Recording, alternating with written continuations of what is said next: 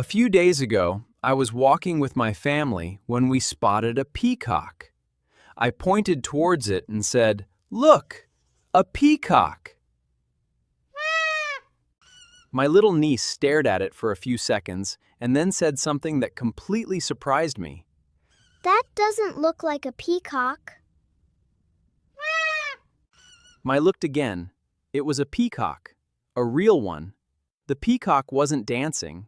Its feathers weren't spread. It looked ordinary. And suddenly, I realized what she meant.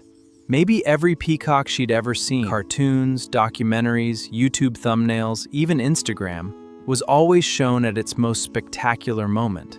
That image had quietly become her definition of a peacock. So when the real bird finally stood in front of her, it looked wrong. Think about how strange that is. The real peacock didn't stop looking like a peacock. Our idea of a peacock simply drifted away from the real bird. And once I noticed that, I started seeing it everywhere.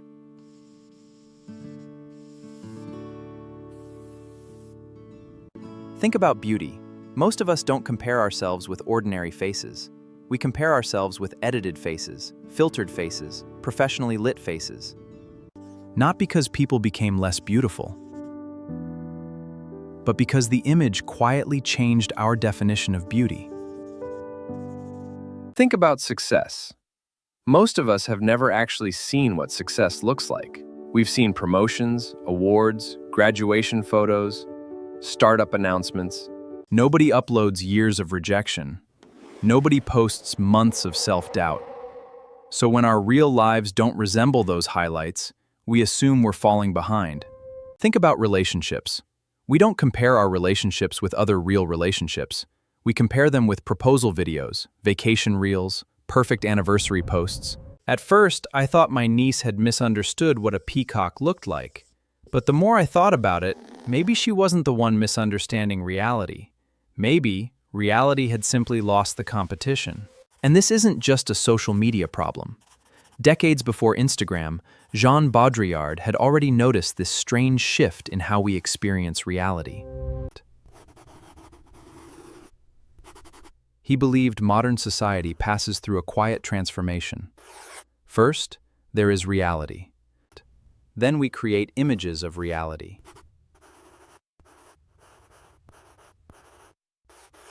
People stop measuring images against reality. They begin measuring reality against the images. And Baudrillard called this hyperreality. A world where the copy feels more real than the original. And once you see it, you start noticing it everywhere. Restaurants don't just serve food. They serve food that looks good in photos. Tourist places don't just create memories. They create photo spots. Reality is no longer creating the image is beginning to create reality. So maybe the biggest problem with social media isn't that people post fake lives. It's that those images quietly become the standard by which we judge our real lives. Just like my niece wasn't really looking at a peacock, she was comparing it to an image of a peacock built by thousands of other images.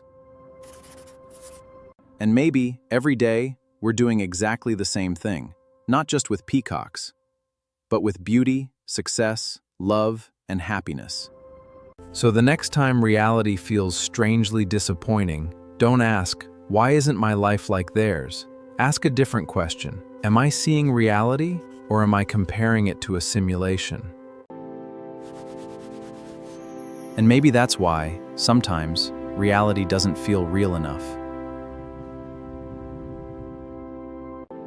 Maybe reality was never the problem. Maybe we just stopped looking at it without a reference. Maybe the world hasn't changed. Maybe the way we look at it has. And sometimes, all it takes is a moment to look again. This is Thought Array, where we challenge what you think you see. Are you seeing reality or the version you've been taught to see? If you enjoyed this thought, subscribe.